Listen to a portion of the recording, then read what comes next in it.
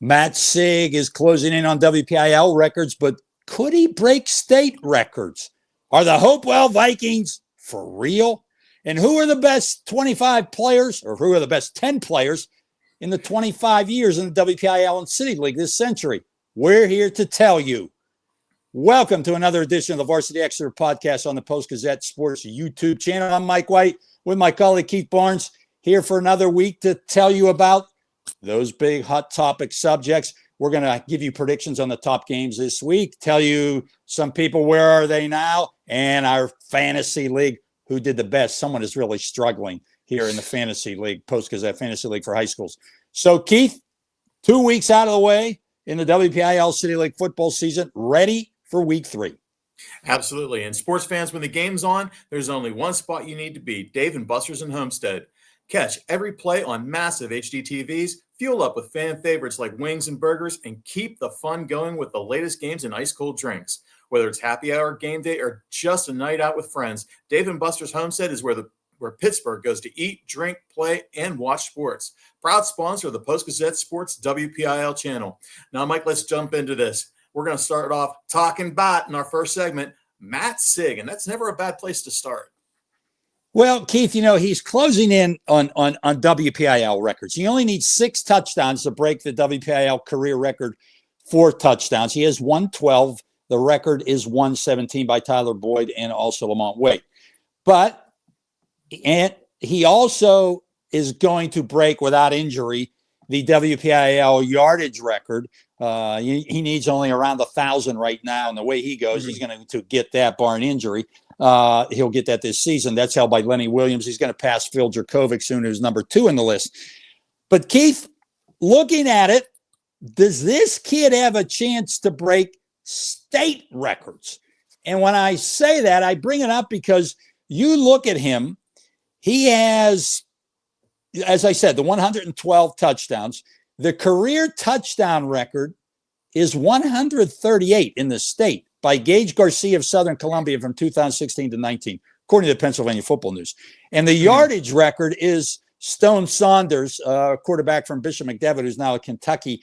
And now Matt needs around 3,000 yards to break that record. Does he have a chance of breaking these state records? I think better yet, he has a chance, definitely a chance. Oh, yeah, absolutely. Yay or nay, will he break them?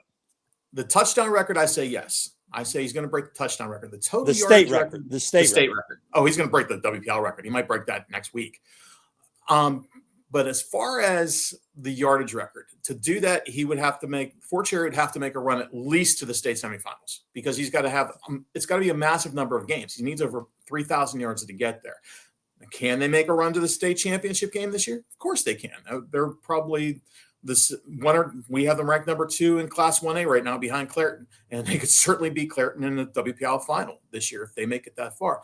So could they make it to the state championship game? Yes. If they do, then yes, he certainly has a chance to break the state record. But it's going to take a huge run by Fort Cherry in the state playoffs for him to get there. That's for sure. The touchdown record, I think, is going to happen because he's got enough soft teams, I want to say, in conference play and to be able to get to that point.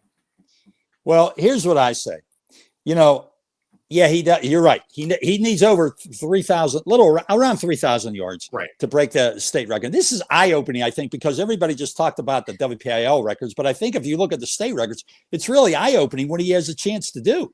Mm-hmm. And I think I agree with you. I think he's going to get the state record for touchdowns. He needs 26, and they've only played 2 games, so they have 8 in the regular season. I think they have at least 11. They'll play 11-3 in the postseason. But will he break that state record? Yeah, 3,000 yards is a ton for the rest of the season. But Keith, he had almost 3,200 yards offense last year in the season, and they did not make it to the state finals. So here's the thing that hurts him. They're going to have a lot of cupcake games, I think, in the regular season. I shouldn't say a lot, but some of them. He probably won't. His first 2 weeks, he hasn't had great numbers because they've blown teams out. So he won't play the whole game, and they probably won't pass a whole lot. So, but I agree with you. I think he gets that state record for touchdowns, and I think I'm going to say if they get to the state finals, I think he might break that yardage record. I think he's got to get to the state final to do it. I really do. I don't think he could do it with just the regular season, maybe win and whip you in one game in the state. He's got to get to the state finals to be able to break that record. The touchdown record, though, I think is well within his reach. There's no question about that. All right, let's move on, right? Absolutely. What are we talking about? What are we talking about next? Let's talk about Hopewell. They're off to a 2-0 start, have a couple of big wins, especially the big win against Newcastle this past week. And James, as you like to call him, Stretch Armstrong at quarterback, is really leading his team as a sophomore. He's got Division I offers. Are they for real? Well, I will say first off, they were hopeless. They weren't Hopewell the last few seasons up until last year, and they've really come on. And, sometimes things need to happen to turn around the program. And sometimes one player or maybe even one coach can do that. Matt Sieg has taken over. He took over last year when John Rosa left early in the season, and he took over, and I think he's done a pretty good job. But James Armstrong is that player who can turn around a program. Yes, he's called boo-boo by everybody, but here you go, right here. I'm calling him Stretch Armstrong. There's Stretch Armstrong. Did you have him as a kid? I have a picture. There's Stretch Armstrong. Did you have that doll as a kid? My kids had him. I had him. You stretch him. He's Stretch Armstrong because, Keith, he's one of the, he has a chance to go down as one of the better athletes, multi-sport athletes in the last few years. I mean, he averaged 17 points, 12 points, rebounds a game last year in basketball. He had a really good year in football. He's a baseball player, a really good baseball player. He didn't pitch last year because he had a shoulder injury. Now, I talked to him yesterday for a story I'm doing, and I talked to Matt Sieg, the coach. And I'm bringing this up before we talk about Hopewell's for real. Matt Sieg said to me, and I'm not saying, and he's not saying it's definite, but he said he played with Josh Lay at Aliquippa. He played with Darrell Revis at Aliquippa. He said, this is pretty much an exact quote, but by the time it's all said and done, this kid will go down as one of the greats in Beaver County history. Wow. That's saying a lot. That's saying a lot. And that guy did see some. Now, Keith, he's 6'4", 6'3", he told me. 6'3", 220 pounds. He was run for over 100 yards the past 2 weeks. He had a good year last year when he threw for over 1,000 and ran for a bunch. He's throwing for yardage this year. He is a great athlete. Really, Pitt offered him in the spring of his freshman year. So I think with that one player, things can turn around. And are they for real? Well, they beat Riverside the first week, but they beat Newcastle last week. And no, Newcastle's not one of the top teams, but they were off to a good start. They had a good start last year. Very nice win. Coach told me it was a packed house. There is a resurgence at Hopewell. And this is probably the most excitement there since Russell Shell was there. And James Armstrong is providing a lot of that excitement. And I say right now, I think you have to put them in the top 5 of Class 3A. And, they have a big game coming up in 2 weeks, I think, with Avonworth. I think we'll learn a lot more about them then. But right now, yes, they are for real. I'm not saying they're going to win a championship, but they are one of the top 5 teams in Class 3A for sure. Actually, 2 weeks they play Beaver, and I think that's their big. They play Avonworth the week after that. So, but I think that Beaver game is going to be a good test for them. I think they win pretty handily this week, and Beaver's kind of one of those teams. They're a little bit on the hit and miss side. You don't know what you got. I mean, they got blown out the first week, but they came back strong last week, and they were a conference champion last year. They shared the Western Hills Conference with Avonworth and Central Valley last year. So this is going to be, I think that's going to be their first test. When they start getting into conference play, we'll see how really good or if they're still in a rebuilding program there with those 2 games, the first 2 games of the season. But I don't see anything to take away from that. I think they're on an upward trajectory for sure. That's a given. It's just a question of how good they are this year. And will they make the playoffs? That's a really tough conference to make a playoff out of. They have kids back from last year. One of their best players has yet to play yet. Brody Rock was hurt in an accident. He has yet to even play yet. They got a couple transfers from Keystone Oaks who I think are making a little bit of a difference. But, everything is there for them. This is a good group of sophomores, athletic sophomores. And I say that about Stretch Armstrong because he stretched over 3 sports and he stretches out when he runs, when he throws. So I'm getting rid of that boo-boo nickname. He's going to be Stretch Armstrong. But no, well, you watch. I think they're definitely going to make the playoffs this year. I'm not going to disagree with you. There's a very real possibility, but that conference is brutal, and I've said that since day one this year. There's so many good teams in that conference. I mean, Central Valley's 0-2 right now, and that's amazing. But they can still make a run and still make it to the postseason. So I guess we'll see what goes on there.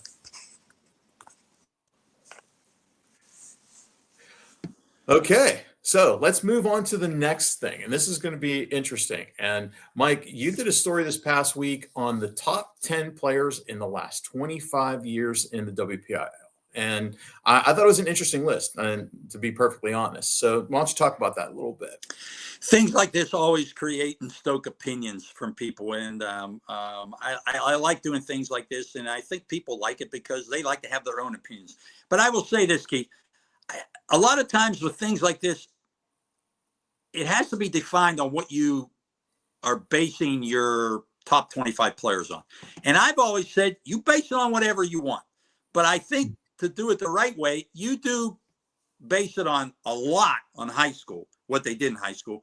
But also, I think you do have to look at what they did after high school. Rightly or wrongly, a lot of times an athlete's legacy is created a lot by what they do after high school. And you could say that's not the right way or that's the wrong way to do it, but that's just the way it is. So I think you have to take into consideration somewhat what they did after high school. And you also have to take in consideration sometimes, like what level did they play at? We obviously, I'm not knocking Class A players, but guys who rush for tons of yards in Class A, but it's Class A. But sometimes a guy like Tyler Boyd, yeah, he played Class A, but you knew he was really something special. So I did this list leaning more towards what they did in high school, but also you have to give some credence to what they did after high school. And my list, real fast, I'll go down the top 10, and I'll just make a few comments. And I want to know who you are saying, Mr. Barnes, will be their top 10. Terrell Pryor, number 1 from Jeanette. Aaron Donald, number 2 from Penn Hills. Tyler Boyd, number 3 from Clairton. Darrell Rivas, number 4 from Aliquippa. Paul Pozlesny, number 5 from Hopewell. I think people forget how good he was. Sean Lee, number 6 from Upper St. Clair. Russell Shell, number 7. Let me see. 1, 2, 3, 4, 5, 6, 7. I'm sorry. Shell would be number 8. Stevie Reston and Phil Jerkovic, number 10. Do not forget what that kid was like in high school and what he was like for a while at Boston College. And what happened the last year at Pitt should not ruin or take away from what he did the last year, his time at Pine Richmond, one of the most successful, greatest quarterbacks, I think, around here in the last 40 years. But those are mine. And you know what, Keith? I would say, and then you can give me yours. One day to the next, I might have changed 1 or 2 guys. I have heard some talk shows and things that people are questioning Aaron Donald. Should he be that high? He wasn't that good. He wasn't that highly recruited. He wasn't that highly rated. This isn't done by how highly recruited they are or highly rated they are as 4 stars or 5 stars. I've heard someone say that Jonathan Baldwin was more rated higher and a star than Aaron Donald. Jonathan Baldwin does not deserve to be on this list. A good high school player and made the pros. He was a great receiver at Pitt. But he didn't have wasn't a high school player like these guys were. And Aaron Donald, I don't think people know how really good he was in high school. I saw him in the playoffs on a snowy night against Upper St. Clair. They couldn't block him. He was like he was in the pros. They couldn't block. The quarterback would turn around and hand the ball off, and Aaron Donald was there so many times bringing down the quarterback. And he was, you know why? He wasn't highly recruited because there was a knock against him. It was his size. He wasn't that big. He wasn't that tall. But it turned out he talked to a lot of people who saw him play in high school, like coaches. They'll tell you how good he was, and he deserves to be high on that list. Okay, maybe you say he should be maybe 3 or 4. Okay, I won't argue that. But I don't think people realize how good Aaron Donald was also in high school. Did I know he's going to be one of the greatest players ever in NFL history? No, I don't think anybody did. But he was dang good in high school. Yes. So who are your 10? All right. Now I'm going to go the opposite way that you went. And I'm going to emphasize just what they did in high school and not what they did at the next level. And the one thing I used you, believe it or not. I looked at the Post-Gazette Fab 22, and my first criteria was you had to have a good high school career, not just a couple of good years, or not just one good year. Because a lot of the players that you named on your list only made the Fab 22 one time. But they were I really know. good. I know. I mean, Papa's Leslie, I think, made the Fab 22 one time, but he ran for almost 3,000 yards in 2 years. So did Darrelle Revis. Exactly. But that's the thing. A lot of these guys had that great senior year, then developed at the next level. What I wanted to see was just the players who, at the time, were considered the best players in the WPIAL. So my criteria was you had to make the Fab 22 twice, and that takes a lot of players off that list that you had. So that takes off Sean Lee, Darrelle Revis, Paul Posluszny. I mean, and I know it's tough. It's tough. But when I want to look at players that had at least 2 really good years of high school that were considered the best players in high school at the time. And that's like I said, you're cutting off a lot of really good players who ended up having great collegiate and professional careers. And that's a tough call to make. But there's Darrelle Revis as a senior was as good as any player around here the last. I agree with you. But again, the criteria that you had to make the Fab 22 twice. Go ahead. He's on the list. But that's the only reason. So, like I said, you have to go with the criteria. So my criteria starts off with Terrell Pryor. I agree with you at number 1. I agree with Aaron Donald, number 2, Tyler Boyd, number 3. I mean, those 3 players I think are locks. Wait, Aaron Donald only made the Fab 22 once, right? No, he made it twice. He did make it twice? Yes, he did. Okay. I looked it up. Okay. I was doing my research last night. Let's put it that way. Number 4, 3-time selection, Lamont Wade, with 117 very good high school touchdowns. Career. Very good. And yeah, he went to Penn State too and had a cup of coffee with the Steelers in training camp. So he's up there. Phil Jerkovic, I agree with you. He's a 3-time selection. And this one, the next one's I went with Tyler Palco. And it's kind of hard with him because he's kind of on that cusp. He was a 3-time Fab 22, sorry. But he was 99, 2000, 2001. So he kind of had that. He was kind of on the cusp of which century. Yeah, but he counts. He counts in the 2000s. But he counts in the 2000s. So I have him on that list. And I kind of went to my next one's Tyke Hayes from Aliquippa, 3-time selection, because I wanted to get some guys who are more recent too. Because all the guys you picked, I think Jerkovic was the most recent pick of the top high school players, and he graduated 7-8 years ago. So I wanted to be an influx of newer players and things like that. So I went with Tyke Hayes, then Russell Shell, of course. I mean, he was just an amazing player, and I should probably have him higher on the list. Sean Fitzsimmons from Central Valley, and the last one I have, debate him or not, Matt Sieg. He might be I know he's still an active player, but he's probably one of the best players in the WPIAL in the last 25 years. If you just I didn't include him. I agree with you because he's not done yet, and that was the only reason. Yeah, I think you should be done with your career. And if you don't take Matt Sieg because of that reason, then my other pick would have been Quentin Martin. Yeah, I mean, who was a fantastic high school player, and I mean, you can make points for all those guys. I mean, Matt Sieg, if you don't, if he goes and finishes up, I mean, if he's just doing high school, and I think he's going to be a successful player in college too. But if you're just doing high school, I mean, he's going to have one of the greatest, if not the greatest, career numbers wise of any player in WPIAL history. Yes. So yeah, I mean, great, but that's why I didn't put him on the list because, but I will also.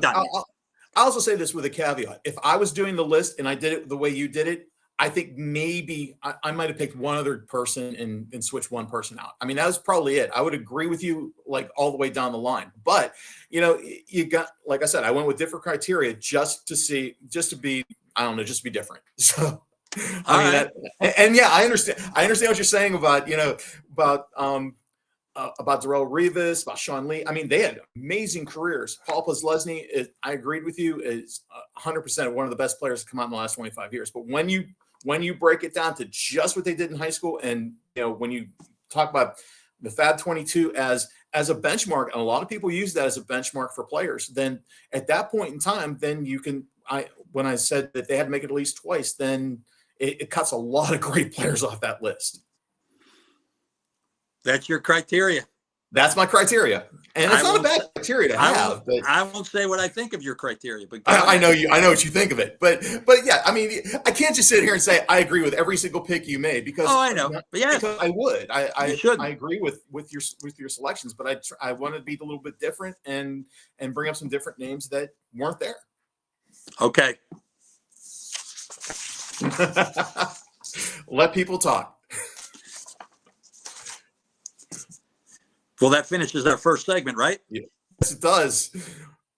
All right, we'll be back in a little bit. We'll have the ever popular Post-Gazette Fantasy League, which I am absolutely getting killed at right now. I can admit that. And we'll have our pick six coming up next here on the Post-Gazette Varsity Extra Podcast.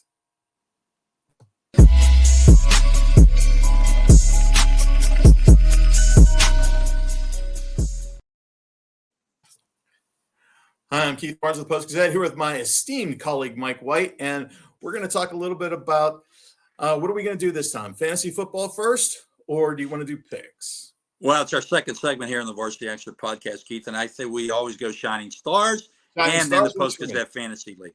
And we're talking more of our pick six of the predictions on the big games later on. But, yeah, let's do Shining Stars in Fantasy League right now. Well, you and I talked about this a little bit, and let's talk about Peters Township and the shining stars there. Lucas Shanafelt is definitely on that list. I mean, he's and Reston Lehman. I mean, those two guys, the bookends on offense and defense for the Indians, they're two amazing players. And we've talked about them, we've hyped them, but I think until you see them play, you don't realize just how good they really are. Well, they're my shining stars this week. They're your shining stars. You answered. They're my shining stars this week. Offensive, defensive players, as you said, and they're going to college for defense. Reston Lehman's a defensive end, and they're kind of a hybrid defensive end linebacker, but more defensive end. Same with Shanafelt on the other side. But the thing is, what I'm bringing them as shining stars is what they are doing this year on offense. They are using two tight ends a lot of times with Lehman and Shanafelt in the game. They're kind of serving as maybe H-backs, sometimes splitting out wide a little bit, but they are the two leading receivers after two games for Peters Township. Shanafelt has 7 receptions. Lehman has 6. How often do you see two tight ends, now they could be H-backs, leading a team in receptions?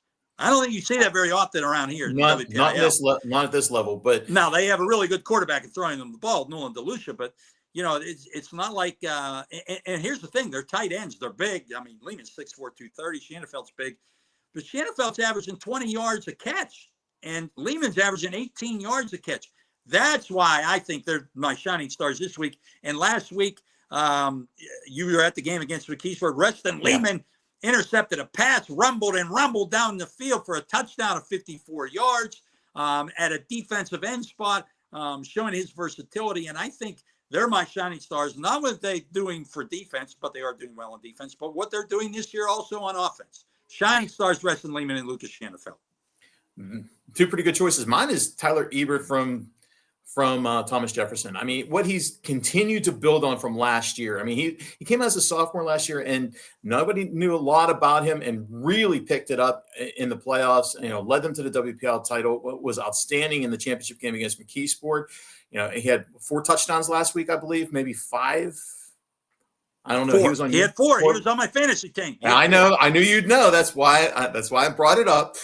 But he's one of those players. It's just, you just keep feeding him the ball. He never gets tired, never gets exhausted, just gets stronger as the game goes on. He is so hard to defense. And it's going to be interesting to see what they do against McKeesport this week. But Tyler Ebert's he's just going to be that grinding player for Thomas Jefferson that Bill Chirpak just absolutely loves. He's going to just get better over the next 2 years. And he's my shining star this week. He's going to finish with a lot of yards in his career. He had over 2,000 last year. Great example of what we talked about earlier among top players of someone who's just a really, really good high school player. He's not a great big time prospect. Doesn't have maybe the size for that, maybe the speed, but he's really good. And when you have a line like Thomas Jefferson has, it makes you even better. All right, that's your shining star. Let's go fantasy league, right, Keith? Ugh. It's been anything but a fantasy for me so far in the first 2 weeks. You want to hide your head? Yeah, why not? Yeah. All right. We pick every week, to explain again, a player, a quarterback, a running back, a wide receiver, and a kicker. We just keep track of their points scored. And you only are allowed to pick a player one time, whether I pick him or you pick him. And last week I had 54 points. Tyler Eber was big for me. He had 4 touchdowns. And Demetrius Cosby, one of those Summit Academy players, scored 2 touchdowns, a receiver. My kicker was from, I'm forgetting his name. He's from Norwin. He had a big game for me also. And I really roughed you up. I had 54 points. Crosby, Gabe Jenkins, I had him as my quarterback. He scored twice. Tristan Josephic from Norwin was my kicker. He had 7 extra points. So, and you had like 30 points. We don't even need to say who you had. All right. Who we picking this week? Who we picking? You're first. We're going first. All right. Quarterback. We're going first at quarterback, right? Yeah. All right. My pick at quarterback this week is going to be another Summit Academy player. Ooh. Are you kidding me? We're picking Summit Academy players. Symir Newkirk has had he's with Demetrius Cosby doing a nice pass catch combination for Summit Academy. And, you know, Keith, talk about them. They're a school for adjudicated youth.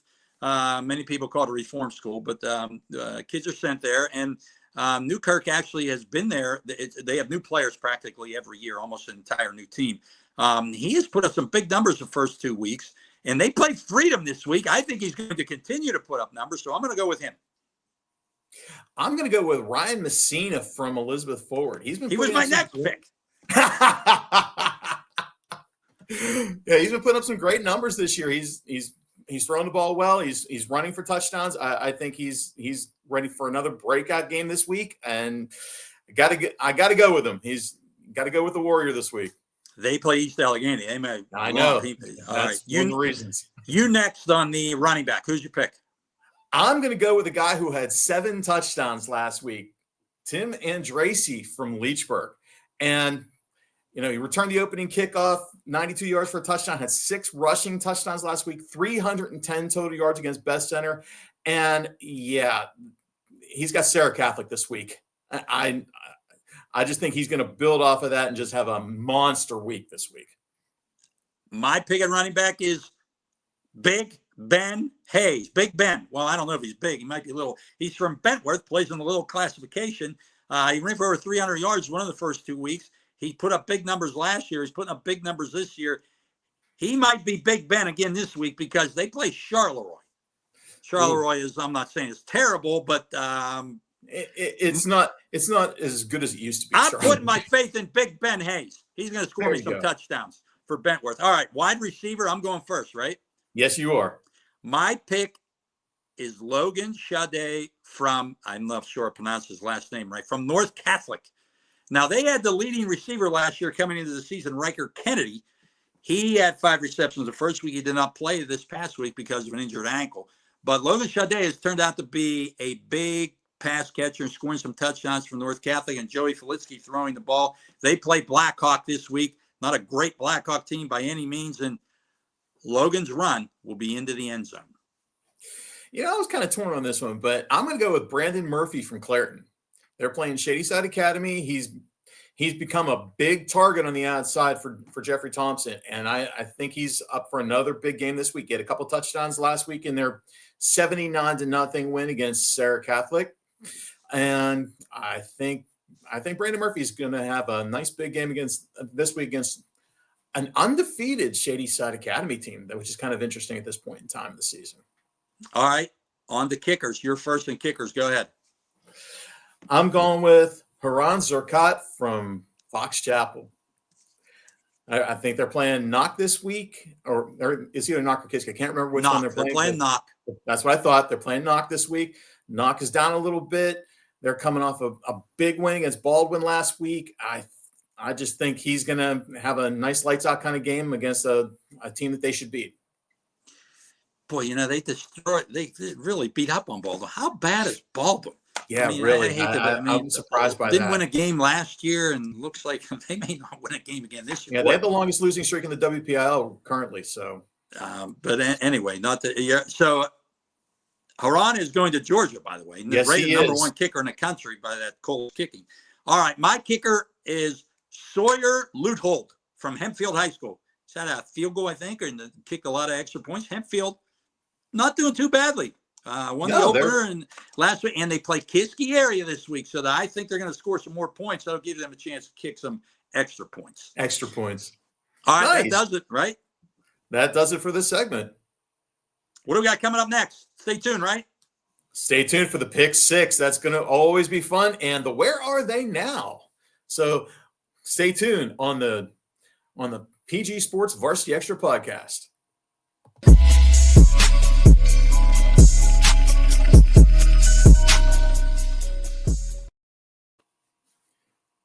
And we're back. Welcome back to the Post-Gazette Varsity Extra podcast, sponsored by Dave & Buster's in Homestead. And Mike, let's talk about our Pick Six. What 6 games are we going to go after this week? And you're coming off of a really bad week last week. Oh, I know. I got to hide my head. I was 2-4 last week. You were what? 4-2? 5-1. 5-1. So I am now 6-6 on the year.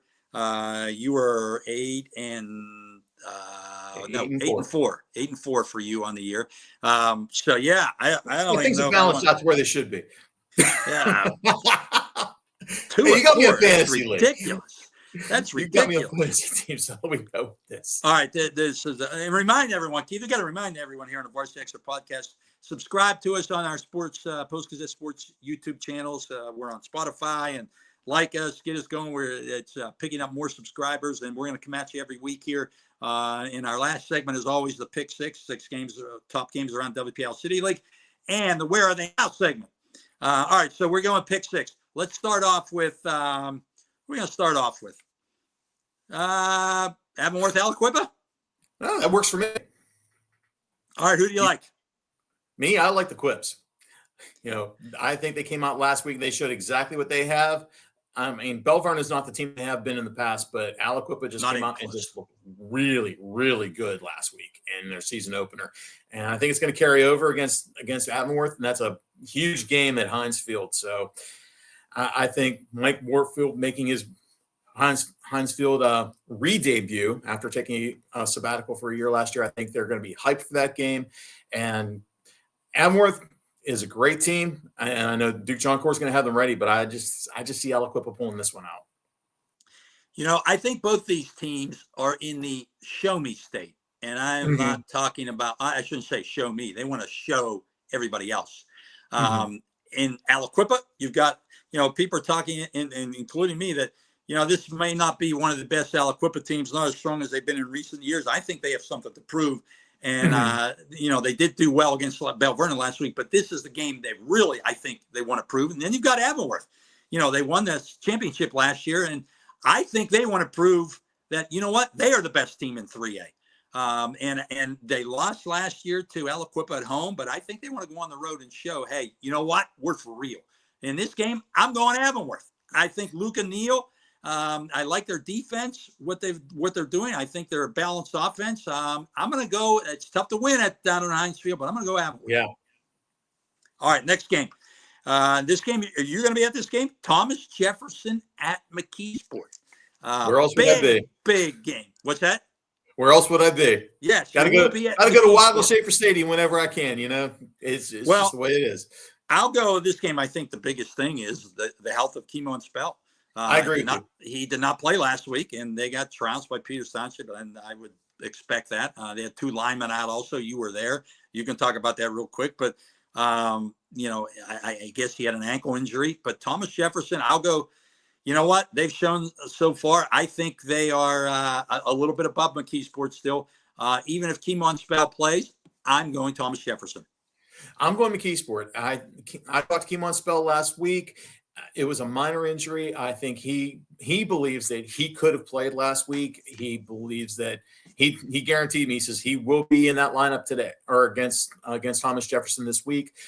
He's a difference maker. He really is. And if McKeesport has its 2 starting tackles back, that's a huge thing, because if they don't have those 2 guys back, it's going to be a TJ romp. They just don't have the skill guys on the subs are good, but they're not as good. And Thomas Jefferson could have his way, but I think those guys are going to be back as well. You're going to have the full McKeesport lineup this week. And this is a game that they're really looking forward to, because losing that championship game last year, that one stung. It really does, and especially considering the fact they played an overtime game against TJ in the regular season last year, a game that I believe that McKeesport thought they should have won. And it's just one of those things. I think McKeesport really believes that this is their benchmark game. If they beat TJ, that this is their season, and it could be detrimental if they don't. So I'm picking McKeesport. I think this is going to be the deciding game for them mentally, if they're going to win a championship this year or not. Wow, that's saying a lot. 3rd game of the season. I don't know if it's, but that's their biggest game. I mean, I know they still have Mars on the schedule down there for the conference, but this is their biggest game as far as that goes. I mean, I know they have Upper St. Clair coming up too, but this is a key game, and it's a rivalry game. These 2 school districts don't like each other. I mean, that goes way back as far as that goes, and it is what it is as far as where McKeesport is. I think this is a benchmark game for them. This is a high watermark game for them if they win. All right, next, let's move along here. Penn Trafford at Moon, Friday night, 7:00. I will go Moon here. I was a little sketchy about them after week 1 game when they barely beat Trinity, but they proved something last week. They handled Montour pretty good. I'm going the Tigers at home. I'm going to take John Wayne and Penn Trafford. I like what Penn Trafford has right now. I think he has a way to kind of build that team up over the years, and they're just one of those unsung kind of teams that, remind me kind of a little bit of Laurel last week and what they were able to do. It's one of those teams that just you think they're okay, and all of a sudden they come up with a big win at crunch time. And I think the Warriors are going to pull this one out this week. All right, next game, Bishop Canevin and Steel Valley.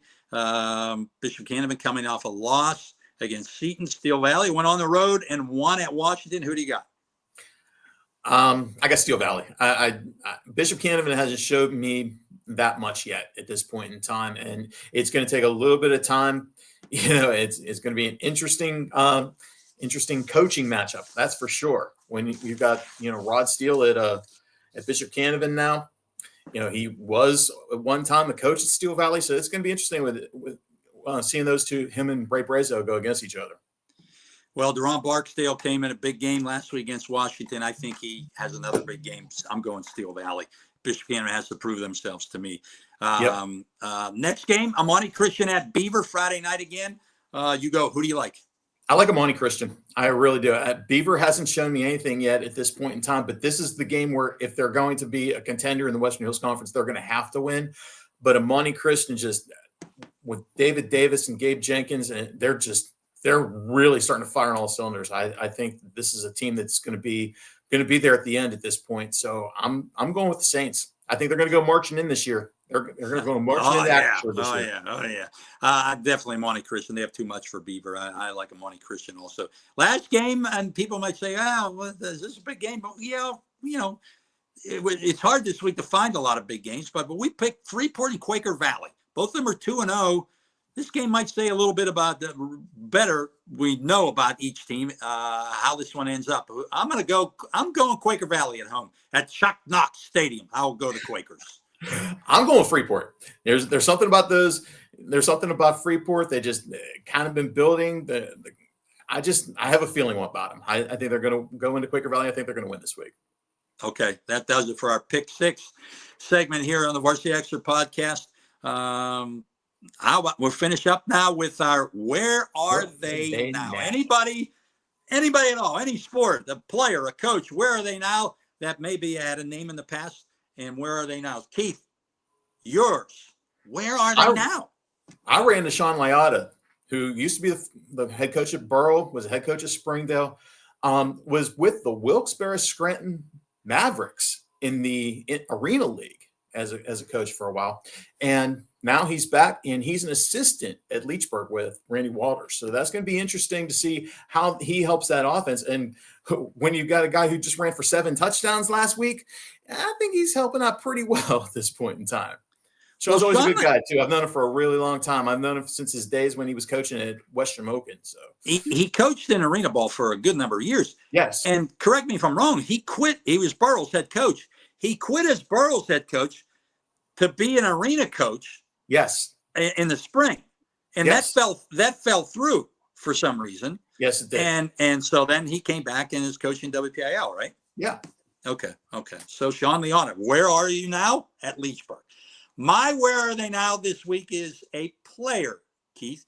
Remember Cole Sullivan, Central Catholic, standout linebacker, played some defensive end probably at Central Catholic. He's now at the University of Michigan, and quite a debut he had in his first game of his sophomore season. 5 tackles, 1 sack, and intercepted a pass in a big victory against New Mexico. They romped, the Wolverines did. But this is, I think, a future standout at the University of Michigan. Not starting from what I see, but is playing a lot. And last year was their special teams rookie of the year on special teams. Played in every game on special teams, but he is obviously getting more time at linebacker, and I think he is going to keep rising and rising. I loved his game in high school. And Bradley Gompers, who took over a kind of the star linebacker after Cole left, is at Duke, and they won their first game, but and I heard Bradley Gompers is doing very well down there at Duke. He's not playing a ton, but he's getting in. So Central Catholic linebackers are showing up. Yes, they are. Well, that's our Varsity Extra podcast for this week. We'd like to thank Dave and Buster's again for their sponsorship, and make sure you subscribe on our YouTube channel, because the more subscribers we get, the more content we can give you. So for Mike White, I'm Keith Barnes, and have a great week, and we'll see you next week.